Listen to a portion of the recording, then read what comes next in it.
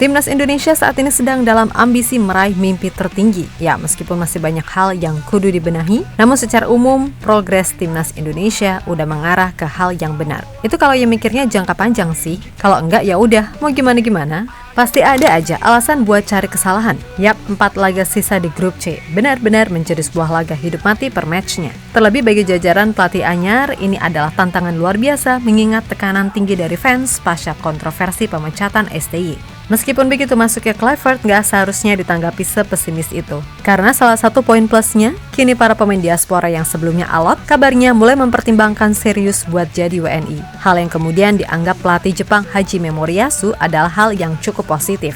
Yap, meskipun di satu sisi, ia cukup kecewa dan terkejut Shin Tae-yong dipecat, namun dengan komposisi yang ada saat ini, serta rencana-rencana lainnya, pelatih 56 tahun tersebut yakin Indonesia akan bisa lolos ke Piala Dunia. Di satu sisi, ungkapan Moriyasu ini, beserta segala manuver PSSI, membuat Bahrain dan China merasa khawatir. Terutama apabila hasil akhir semuanya ditentukan di pekan terakhir, maka Indonesia di atas kertas menurut mereka cukup diuntungkan. Hal ini mengacu pada situasi Jepang yang 99,9% udah pasti lolos sebagai juara grup, sehingga nggak perlu ngoyo di pertandingan terakhir.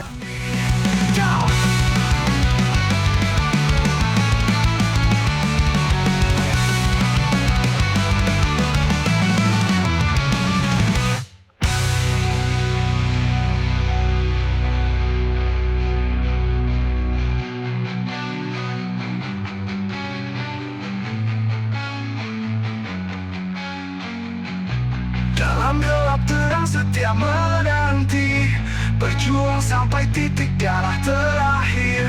Dalam doa kita selalu berserah, satu rasa satu tujuan, dalam melebar merangkul angkasa.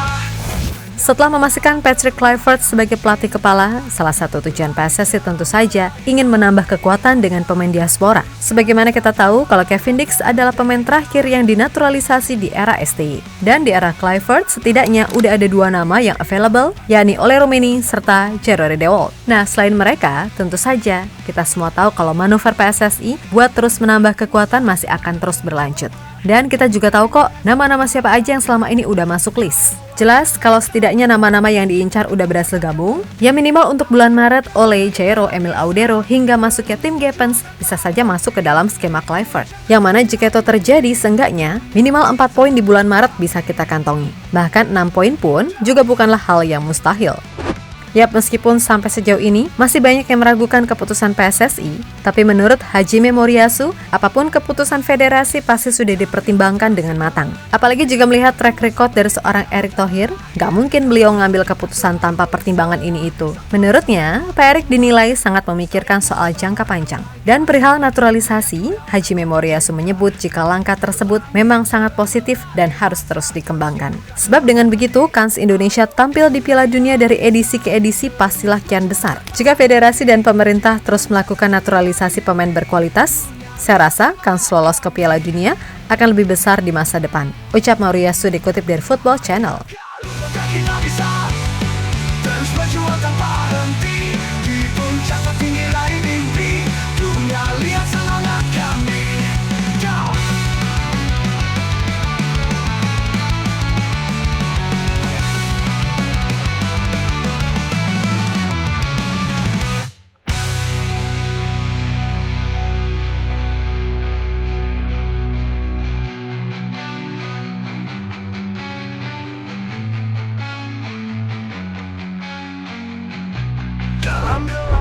Lebih lanjut, dikutip dari Nikkei Asia, segala hal yang dilakukan PSSI termaksud penunjukan Kluivert serta program naturalisasi yang terus dilakukan, membuat dirinya yakin Indonesia akan lolos bahkan sebagai runner-up dari grup C. Tentu sebagai pelatih yang berpengalaman, pasti segala prediksi yang ia ucapkan keluar dari naluri murni sebagai seorang pelatih yang bisa melihat potensi tim yang sedang berkembang. Dan Indonesia dianggapnya benar-benar memiliki progres mumpuni. Ditambah nantinya pemain-pemain baru yang sedang diusahakan PSSI, membuat ia percaya Indonesia akan jadi tim yang lebih menarik untuk dihadapi. Sebab secara komposisi dari lini ke lini, materi pemain Indonesia udah sangat mendekati level timnas Jepang. Hanya saja, menurut pelatih 56 tahun tersebut, penguatan chemistry adalah hal utama yang mesti segera ditingkatkan. Kalau itu udah terjadi, ia percaya Indonesia sangat punya peluang buat melaju jauh.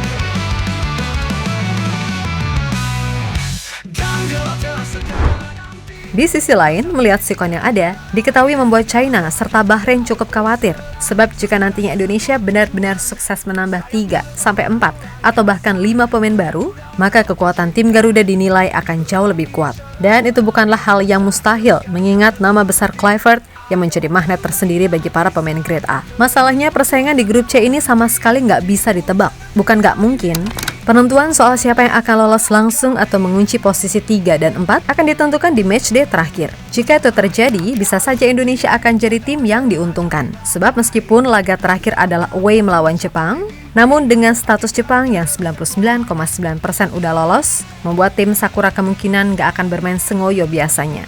Malah yang ada, Moriyasu akan memanfaatkan itu dengan menurunkan tim lapis kedua. Sedangkan Indonesia pastinya akan tampil habis-habisan dengan semua pemain terbaik yang mereka miliki. Itulah yang sejatinya sangat dikhawatirkan oleh China maupun Bahrain. Karena ya tadi, gak ada yang nyangka Indonesia yang gak diperhitungkan nyatanya bisa bersaing dan sementara sedang duduk di posisi 3.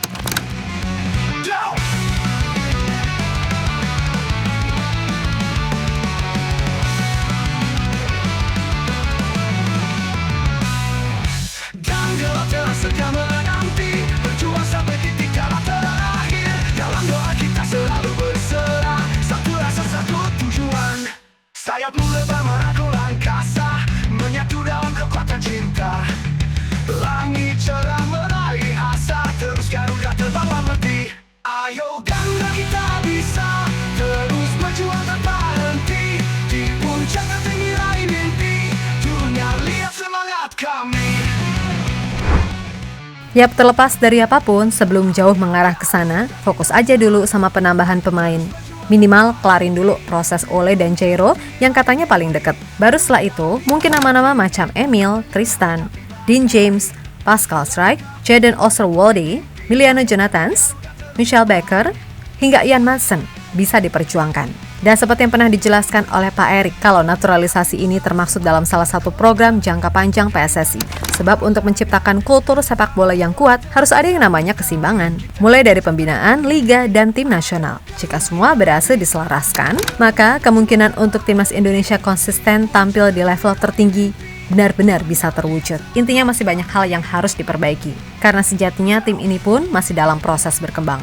Segala pujian ataupun kritikan sejatinya harus bisa jadi motivasi buat semua elemen timnas Indonesia untuk lebih bergerak maju. Untuk itu, tetap fokus dan percaya pada apa yang telah ditentukan. Gak usah aneh-aneh dan terus bekerja keras. Karena bagaimanapun, buat sekarang ini level kita bahkan masih 2 tingkat di bawah Jepang. Perbaiki apa yang harus diperbaiki dan tingkatkan apa yang mesti ditingkatkan.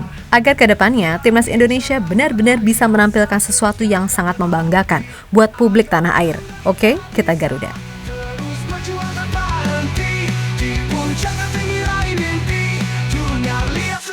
Kami